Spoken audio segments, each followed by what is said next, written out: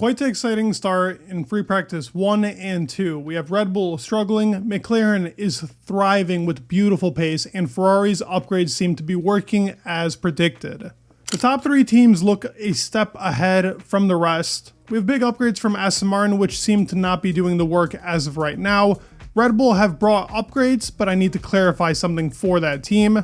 And McLaren and Ferrari seem to be the favorites as of right now. But let's go over the qualifying pace, what we saw in free practice 1 and 2, race pace, and these supposed Red Bull upgrades. I always see what you guys comment, and a lot of the comments in yesterday's video, which did amazing. We got over 1,500 subscribers on one video, so thank you so much for that. It's the most I've ever had, and I really appreciate you guys coming to this channel and watching it. It means the world to me, so thank you for that. But looking into this Red Bull team, a lot of you guys said, why didn't I cover the Red Bull upgrades? Well, the pictures that we got were the exact same configuration we saw in Miami. And just to prove it to you guys, if you guys look at the floor that everybody was putting out to seem like it's an upgrade, well, this part of the floor isn't an upgrade. This floor edge that is mean and aggressive, it looks great, don't get me wrong, is not an upgrade to the car. In Miami, it was the exact same. Imola, the exact same. It's been the same since they've revealed this RB20. Now, supposedly, they may have extended this floor edge just by the slightest bit. If you compare the two pictures, there's really no differences. Maybe if you look at the side impact structure, that area right there, that could be a little defined. But the actual floor upgrade on the car isn't as visible as you would think. The team did bring a new front wing upgrade here as well. As pictured, you can see here on the front wing end plate that it's been more extended from the old to the new. This is something that we can see as a visible change, but the actual floor upgrade that's been claimed is a floor upgrade is not. I would have covered it anyways.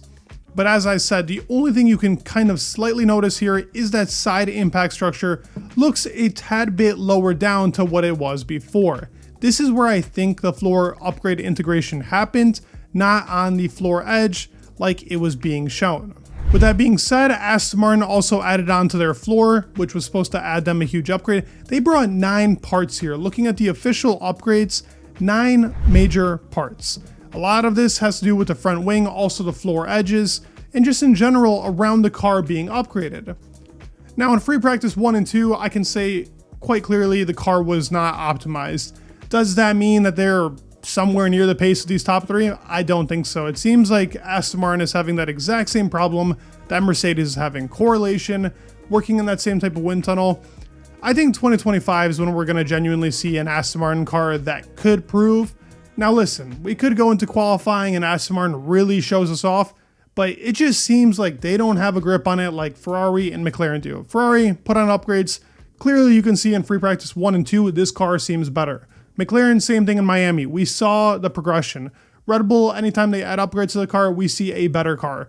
It's Mercedes and Aston Martin that we have no idea for. They're changing the setup so much. The consistency between the car and upgrades is far off of what is to be expected from a professional Formula 1 team. And it seems like they just don't have a grip on it. So we're not going to be certain for Aston Martin. I'll go over their race pace because it does look a tiny bit better, but qualifying pace and in general, the car in certain spots looks still to be a problem, and Fernando did complain about it, but apparently he did fix that. Now just looking at the timesheet, we had Leclerc at the top, Logie at the bottom, but that's not really too relevant. With Leclerc, Piastri, Yuki had a great session, and something to point out with Yuki is he tests on this track all the time. Yuki has been in Imola a lot, being with the AlphaTauri team, which is now VCarb.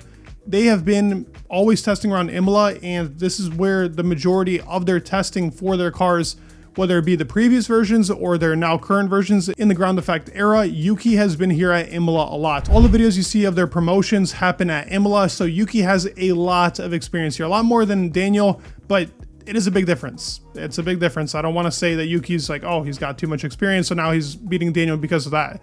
No, Yuki is great here right now and showing a lot of pace in that VCarb car. Mercedes didn't look too bad, but Red Bull was definitely the biggest talking point here. They struggled a lot. Sector 2 seemed to be a huge problem for them. That rear end stability was not there like it usually is. And as some of my subscribers have pointed out, and you guys commenting below, the Red Bull car is a more understeery car now. It's not the oversteery car that we've came to expect with that front-ended grip. It's got a tricky rear end. The front end grip is given a little too much bite, and that understeer is kicking in. It's helping Sergio a lot throughout the races. It's not really helping Max that much, and we can see that with the amount of times he went into the gravel, it was understeer, going into the brakes a little too late. He was even lifting and coasting into certain corners and could not hit the braking zone due to the car's understeer problem. Clearly there's much more to get out of this car. This will not be their pace. I still expect them to be towards the top, but it's easy to see that they are struggling on this track. Now, Aston Martin is another one of those teams struggling. I want to go over the sectors. Let's do that right now. So with these sector times, done by Lights Out F1 blog, who does a great job of these sector times right after the race. These are ideal sectors from the team. If everything was put together, where would they have gone? So Alonso P10, Verstappen and Checo are in P8, P9. Yuki had a great lap. Leclerc was still the best. Norris would have been put up in P2 if it wasn't for that mistake. And genuinely, I think with a better Sector 3, he would have actually been up there with Leclerc, if not beating him. Those are the teams to watch out for. The McLaren and the Ferrari. As you can see, the Ferrari has a little bit of an advantage in Sector 1. Sector 2 ends up going to McLaren. And in Sector 3, it's pretty close between the two. We don't really know with Norris, but Hamilton was looking very good in all three sectors. It's been very close. Now the Aston Martin, they end up losing their pace in Sector 2 and 3. And yes, Alonso did have mistakes. I'm not going to say like this was a perfect run by him. He had plenty of mistakes where he went wide, braked too late, lost the rear end. This could have to do with rear end stability, but Alonso wasn't really on it as much as we've seen him be on it in other tracks. So there is still more pace, but it's not looking very promising. For Max's case, in Sector 2, he was pretty much losing the car all the time. He even said, I'm pretty much going to spin out here if I step on the throttle any sooner than I do. And the car's rear end was not there like it usually is. This car is known to have the rear end of dreams pretty much in comparison to everybody else.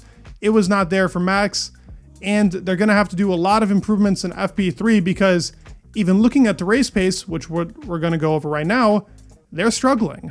Race pace wise, we saw Leclerc was the fastest, but if you actually look at these dots, which were taken by F1 Big Data, does a great job of this F1 data analysis, they're pretty separated out. It's not all together like we see with Lando. That's a consistent lap time. They look like the best car right now in race pace. Sainz was not too far behind, but Lando had 15 laps on these mediums and was just killing it. He was very consistent, beautiful lap times put in. If you actually look at Alonso and Stroll, those are very consistent lap times too, but almost a second slower than that of Norris. So yes, they're consistent, but they're slower.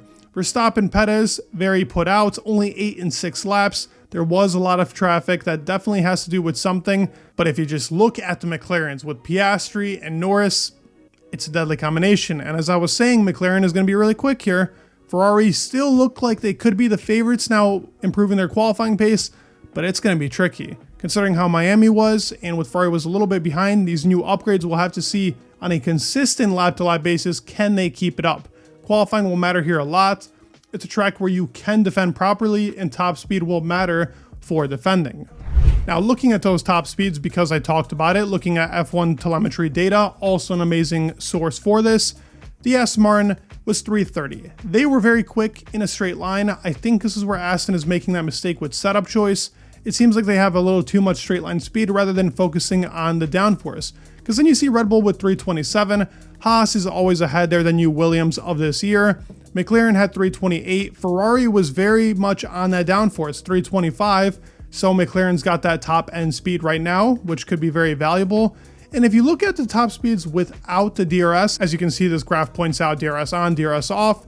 The McLaren and Ferrari without the DRS are actually the best cars, the least draggiest cars, with the exception of Haas. Obviously, Haas is not a draggy car, probably has to do with a pretty simplistic design on the car, but it's working out. So that could prove to be very useful for the McLaren in the race. Right here, also from F1 telemetry data, you can see where the Ferrari was strong, where Piastri was strong, and Yuki was very strong in that Sector 3 towards that last spot going into the start-finish line.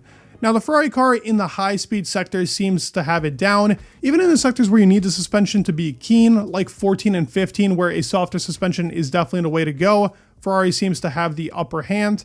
But Piastri was still very quick. It's going to be close. It's very close between these sectors, and what the drivers can do will make the difference in this race and in qualifying. That is just how Imola is set up. It's a tricky lap, but a very rewarding one.